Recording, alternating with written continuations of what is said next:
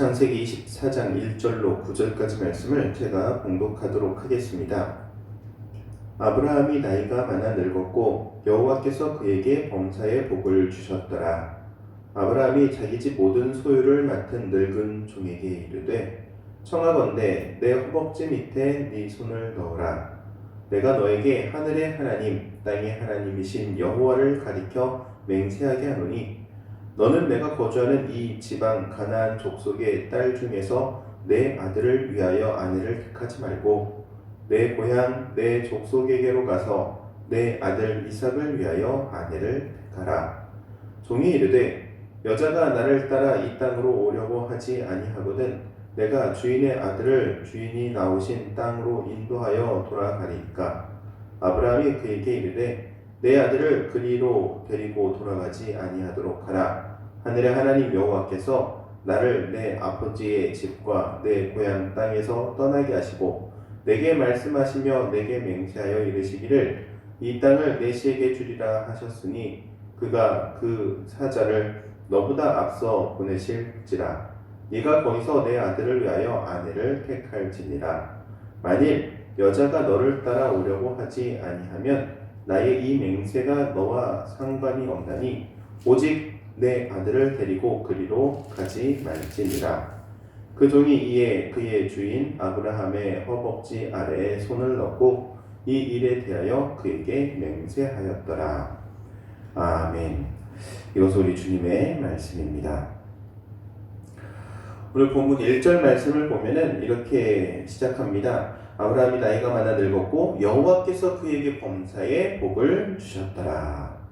하나님께서 아브라함에게 복을 주시는데 이 노년 말년에 복을 주시는데 아주 하는 모든 일들에 복을 주십니다. 그래서 범사에 복을 주셨다 이렇게 기록하고 있습니다. 사랑하는 당의교회 성도 여러분, 하나님의 은혜와 복이 아브라함에게처럼 우리에게도 동일하게 범사에 임하게 되는 그러한 은혜가 있기를 축복합니다. 그런데 이 아브라함이 이렇게 하나님께서 주시는 복을 받을 수 있었던 것은 오늘 말씀을 통해서 아브라함에게 발견되는 몇 가지 모습 때문에 그렇습니다. 첫 번째는 그의 신앙적인 모습입니다. 아브라함은 신앙으로 살았고 신앙으로 또 남은 여생도 살아가라고 하죠.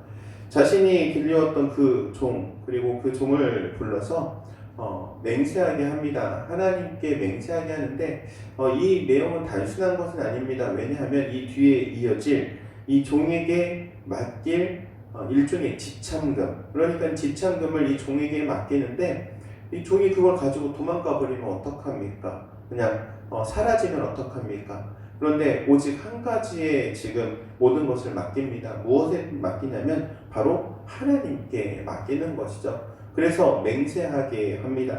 하나님의 이름으로 맹세하게 하고 이 일을 시작하는 것을 보게 되죠.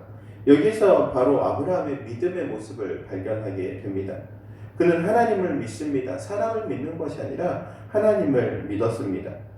우리 또한 세상을 살아가면서 이러한 믿음이 있어야 합니다. 사람을 믿는 것이 아니라 하나님을 믿는 믿음. 사람에 대한 것은 서로 사랑해야 할 존재라는 사실을 기억하시기를 바랍니다. 믿음의 대상이 아니고 신뢰의 대상이 아닙니다. 왜냐하면 사람은 실망을 줄 수밖에 없고 실수할 수밖에 없기 때문에 그렇습니다. 그리고 두 번째로 발견할 수 있는 모습은 바로 이 아들을 위해서, 이삭을 위해서 아내를 선택하는데 그 아내를 가나안 땅에서도 수많은 여자들이 있었음에도 불구하고 자신의 고향 땅에서 아내 그 며느리감을 선택하는 것을 보게 됩니다. 이것은 이 아브라함의 안목을 말합니다. 세상을 보는 안목입니다. 당시 가나안 땅의 문화를 보았을 때 제대로 된 며느리감이 없는 겁니다. 이 가나안의 풍속, 문화라고 말할 수 있는 이것들이 너무나도 좋지 않았기 때문에 그렇습니다. 문화 자체가 좋지 않기 때문에 그 안에서 길려진 거의 대부분의 사람들, 그들이 받아들이는 풍속은 바로 이 성적인 타락의 문제들, 소돔과 고모라의 문제가 단순히 소돔과 고모라에만 있었던 것이 아닙니다.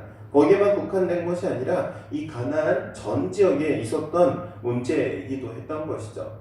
그래서 이 아브라함은 그런 모습을 보면서 자신의 며느리를 가나안 땅의 풍속에 젖어 있는 사람으로 선택하는 것이 아니라 이제는 자신의 고향 땅을 기억하며 고향 땅에 살아가는 여자 중에서 며느리를 선택하려고 했던 것이죠.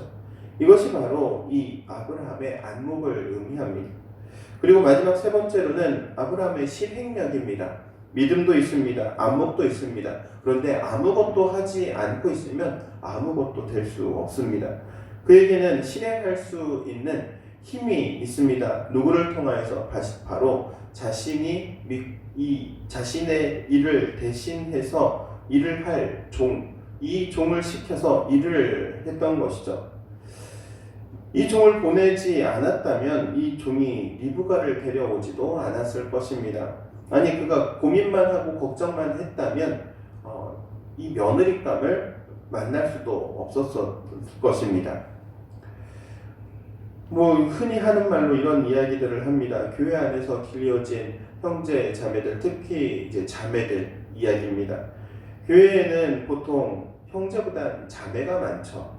자매들이 혼기는 차가는데 결혼을 해야 되는데 결혼할 상대자를 찾지 못합니다. 결혼할 상대자를 놓고 기도는 하는데 사람을 만나지 않으면 결혼할 상대를 만날 수 없습니다. 그런데 많은 이들이 착각하는 것이 기도는 하는데 적극적으로 사람은 만나려고 하지 않는다는 것이죠. 아브라함은 그러한 적극성이 있었습니다. 며느리를, 정말 순전한 며느리를 얻고자 이 종을 내어 보내는 것. 어떻게 보면 모든 것을 거는 것이나 다름없습니다. 그에게 많은 것을 맡기기 때문에 그렇습니다. 며느리를 데려와야 하는 중임을 맡길 뿐만 아니라 지참금을 맡기기도 하고, 그에게 모든 것들을 일정도 맡기고 결과도 맡기고 모든 것을 그의 손에 맡깁니다. 어찌되었든 이 아브라함에게 하나님께서 복을 주시는 가장 큰 이유가 바로 오늘 본문에서 발견할 수 있는 것이죠. 그에게 믿음이 있었고 안목이 있었고 실행력이 있었다는 것입니다. 사랑하는 당인교회 성도 여러분, 이러한 신앙의 모습을 배우며 또한 우리도 이렇게 살아갈 수 있기를 주의 이름으로 축원드립니다. 기도하도록 하겠습니다. 사랑과 은혜가 충만하신 하나님, 아브라함이 하나님께서 주시는 복으로 범사에 채워짐을 또한 보게 됩니다.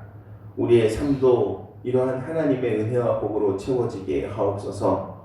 그러기 위해서 우리의 믿음이 성장하고 또한 세상을 보는 안목이 뛰어나며 또 이 땅 가운데 신앙으로 살아갈 수 있는 결단과 실행력이 있기를 원합니다. 하나님의 성령께서 우리를 붙들어 주시고 또한 우리를 인도하여 주옵소서. 우리를 주장하여 주시기를 원하오며 그리스도신 예수님의 이름으로 기도하옵나이다. 아멘.